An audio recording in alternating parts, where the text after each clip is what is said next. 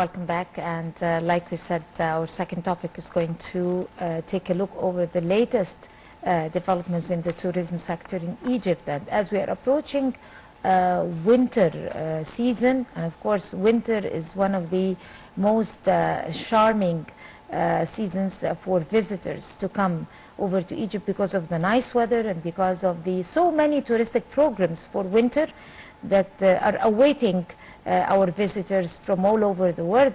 And there is nobody better to talk to us about the latest development in that particular sector than our prominent guest, Dr. Yehya Abdul, the tourism counselor. Good morning, Dr. Abdul. Good morning, Ms. Dina. How are you? Good morning, sir. I'm really delighted to have you on the Breakfast Show, and I would like to start with you about the Grand Egyptian Museum. Of course, you know this museum is a gift to the world. It is full of monumental pieces that goes back to more than 700,000 years ago, and it has a great importance that I would like to hear more about it from you. What is the importance of the Grand Egyptian Museum to Egypt, and how could it be a turning point in the tourism sector in Egypt? Well, really last week we were unfortunate for the soft opening of the Grand Egyptian Museum. Yes. And there have been 12 galleries that has been opened to the public, and they are displaying 14,000 artifacts and objects of antiquities that range from prehistoric to Old Kingdom, to Middle Kingdom, to New Kingdom, and to the Greco-Roman era as well. So in the Financial Times, like posted 2 days ago now, this is the Grand Egyptian Museum that its budget exceeded like $1 billion. So really it's a gigantic project, archaeologically and historically and from the heritage point of view. And inshallah is going to attract hundreds of thousands of visitors annually for Egypt. Right. Dr. Abdul, of course, as we all know, now it's a soft opening. It's a partial opening for the Grand Egyptian Museum, but awaiting, like you kindly mentioned, the grand opening, which is going to be amazing, and it's going to be the event of the era. So what is awaiting for this particular museum, and the preparations underway to be able to bring us to the big day where visitors could be able to come and enjoy the different programs inside that particular museum, and the artifacts and the monuments, and even watch movies and documentaries inside. So many activities.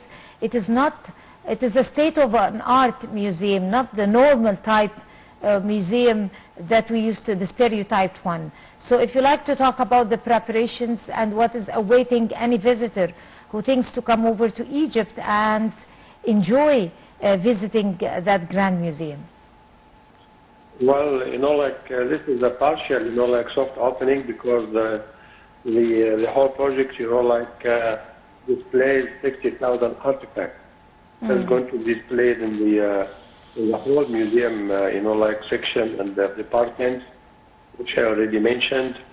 And this is going to be a great attraction, of course, because even world museums, Metropolitan, Louvre, British, Hermitage, they are all, anticipating the grand opening of the museum, and this is going to have some impact on them. So it's not only a local or regional event, but it is an international and a global one as well. Again, this museum is going to be displaying for the first time over 5,000 artifacts that belongs to King Tutankhamun, is going to be under one roof for the first time. So this is one of the greatest attractions of the museum.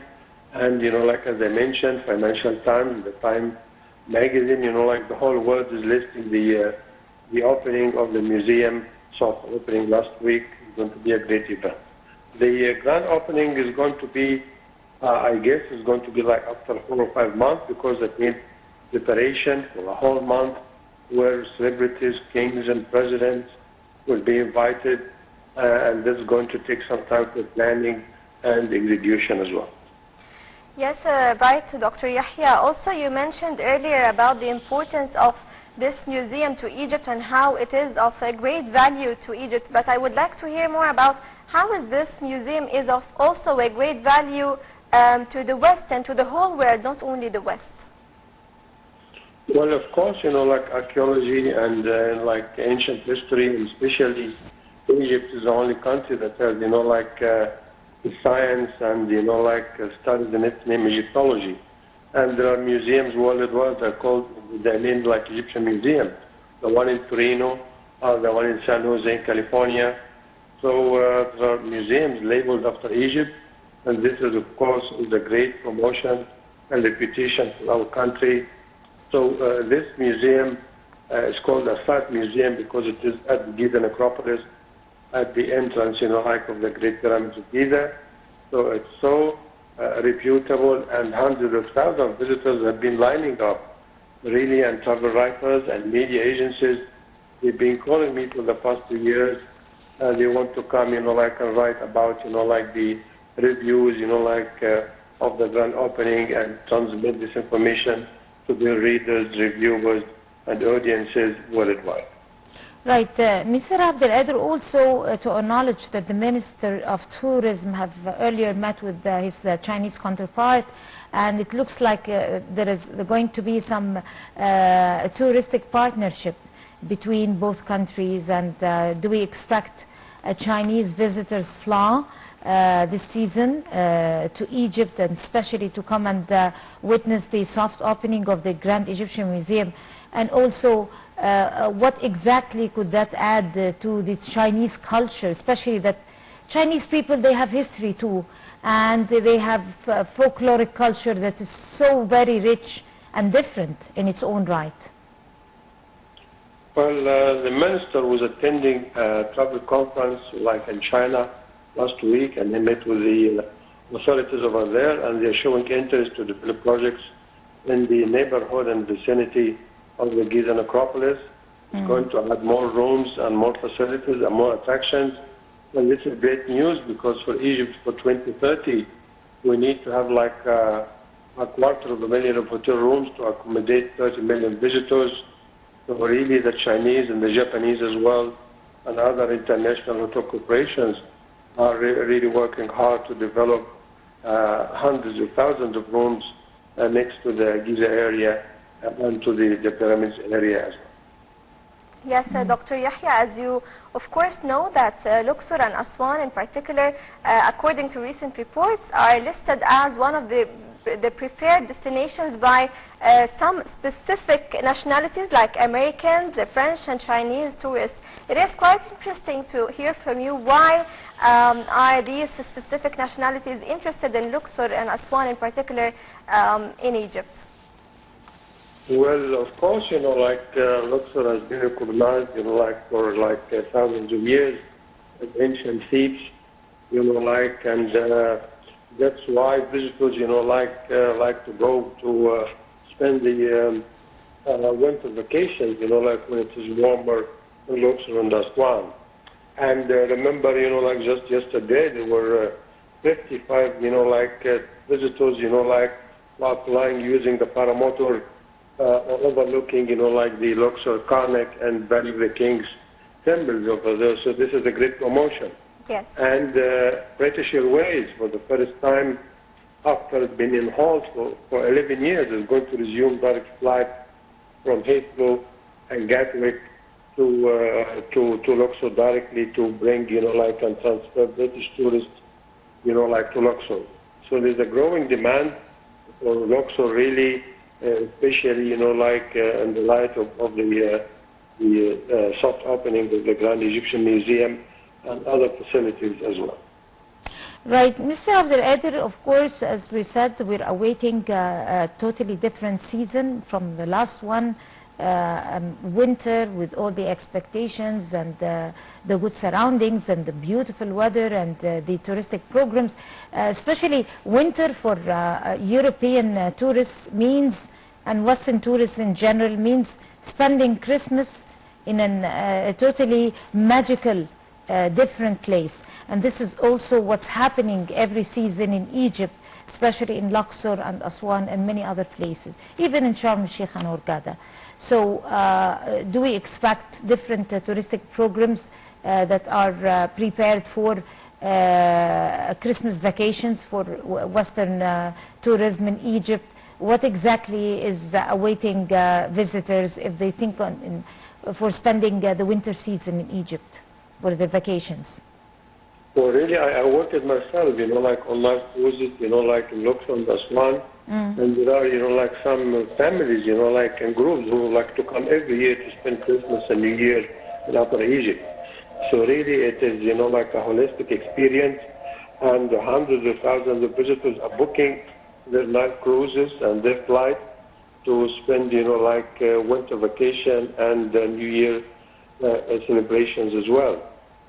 So, and I remember just like 2 days ago, 3 days ago, like the Abu Simbel temple was celebrating the sun alignment, like at the Abu Simbel temple, like under the statues of the great, like Ramesses II the Third.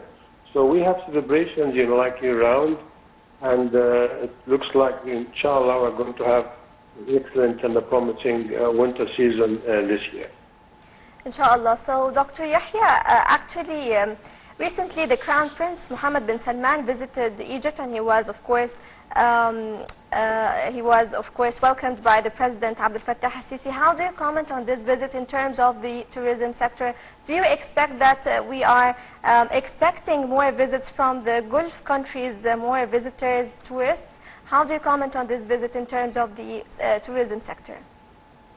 Well, really, we've been so fortunate because last week, like the Crown Prince of Saudi Arabia, Mohammed bin Salman, like he visited Egypt, and prior to that, like there was, like Sheikh Mohammed bin Zayed as well. So Egypt received, like hundreds of thousands of visitors from the Gulf states, and the largest number, like annually is transferred to Egypt, like to Saudi Arabia and the Gulf states as well. Because, like they feel so comfortable, like we have like a nice weather year round, and the hotel accommodation, the resorts, and that's why a large number of the Gulf states are investing in Egyptian resorts in Hurghada, Sharm el-Sheikh, Alamein, and in Cairo as well. Of course, like my colleague Reem said, she raised a very important point, which is the Gulf tourism. It was unexpected for years that the Gulf tourism could come over to Egypt in winter. They prefer to go to Europe and etc. But recently, because of the boom that we're witnessing in that particular field, the Gulf tourism, and because of course the soft diplomacy by President Abdul Fattah al-Sisi and the soft power, visitors like Saudis, like Emirati investment also are investing and coming over to be as tourists to Egypt, and in that particular season, winter. How do you justify that, and what are the special exclusive programs prepared for our Gulf visitors? Well, really, like as you already mentioned, like Gulf states, like they are allowed in Egypt, like hundreds of thousands of years ago. We remember, like the voyages, like back and forth from Egypt to Saudi Arabia, Gulf states and back. So we have strong ties, like with them. That's why the diplomacy of President al-Sisi is bringing fruits, like that's why they like for education, for medical, for culture, and for investing as well, because Egypt is like part of the country, and that's why we had great investments in Alamein and Ras al-Hikmah, and all over, again, going to be in Cairo more hotel rooms and tour operations and cruises in the Nile. So there is a boom, like in the travel and recreation business between two countries. And we are so fortunate last week that Dr. Ahmed Ghanaim became the director of the Grand Egyptian Museum after, like he managed like to start Museum for Civilization for 3 years. So this is really bringing good news worldwide as well. Right, thank you. Of course, Mr. Dr. Yehya Abdul, the tourism expert and counselor, would like to thank you so much talking to us on The Breakfast Show. And by this, we come to the end of this edition of The Breakfast Show. On behalf of my dear colleague Reem Tamer and myself, Tina Hussein, would like to thank you. And I guess see you tomorrow morning at the same time. Thank you so much, Dina. My Thank pleasure. you, dear viewers, and see you in the next episode from The Breakfast Show.